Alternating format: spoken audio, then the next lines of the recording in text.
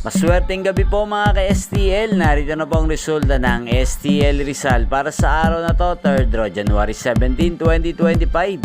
Araw ng Biyernes. Naway mga natayaan niyo pong mga numero kanina ay manalo nawa ngayong gabing ito, 8:45 PM. Kaya kunin niyo na po ang inyong mga tickets. Narito na po ang resulta. Ang mga numerong nanalo sa STL Rizal ngayong gabing ito, January 17, 2025.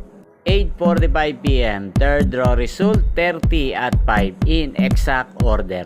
Sa lahat po ng tumaya kanina sa STL Rizal para sa 3rd draw ng 30 at 5, congrats po sa inyo, panalo po kayo.